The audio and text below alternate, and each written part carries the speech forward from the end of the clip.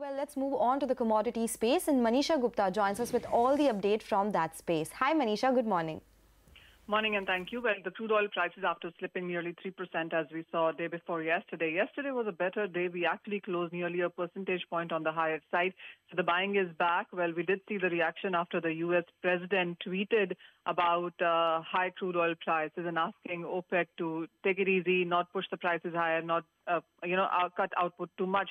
But what the markets are reacting to right now is better data that came in from U.S., stronger Chinese numbers as well, so the demand seems to be coming back. And apart from that, the latest numbers show that the U.S. weekly inventories declined by nearly 4 million barrels, and that has led some support come back in case of the crude oil prices. In any case, most experts will tell you that while perhaps we have made a bottom for the crude oil prices, a near-term top could be in place as well. So it really is going to be about $62 to $68 per barrel that we will continue to trade for the Brent prices for some days to come. The metal prices in the meanwhile also have seen some strength. It is about the U.S. and China trade talks progressing well. So most of the metals continue to trade at multi-month highs in Shanghai today too. Okay, all right, Manisha, thanks so much for joining in and giving us a quick update in terms of the commodity markets. But it's expiry week and the F&O markets can be something we'll have to keep an eye out on.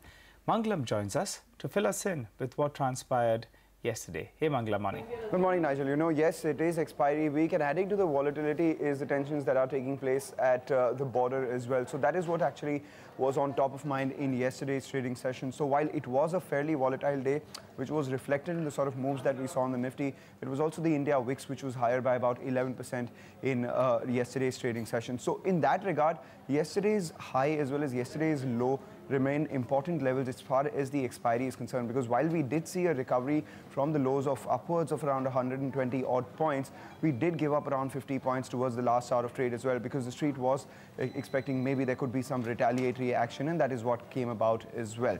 The FIs, they bought in the cash markets in yesterday's trading sessions. The domestic institutional investors sold about 720 crores. But the one data point that you and I track very closely is the Nifty futures premium. Remember, just 2 days ago, it was at around 17 points. Then it dipped to around 7 points, and yesterday it turned into a discount of close to around 7 points as well. So that's telling you, yes, there was some selling at the index future level, but that selling at a lower level, we may perhaps see some support coming in, because the index options out there, there was a lot of put selling. So keep an eye out on a couple of levels. Yesterday, the 10,850 call saw some selling, while the 10,800 put came in for some bit of short covering. In terms of stocks, watch out for ALBK or Allahabad Bank. Comes out of PCA and also comes out of F&O Bank. Okay, all right. Mangalam, thanks so much for that. Well, Sonal, tell us what are brokerages writing about today? I mean, the reports that have come in.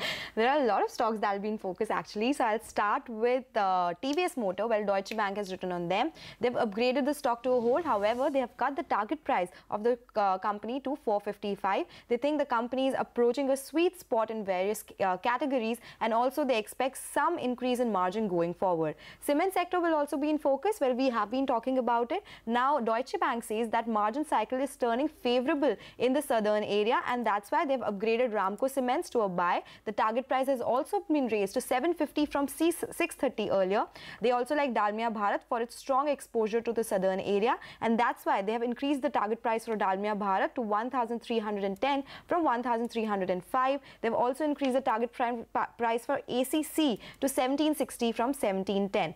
Moving on, Wipro is also in focus because Credit Suisse has written on them. They've downgraded it to an underperform from neutral, and also they've cut the target price to 320.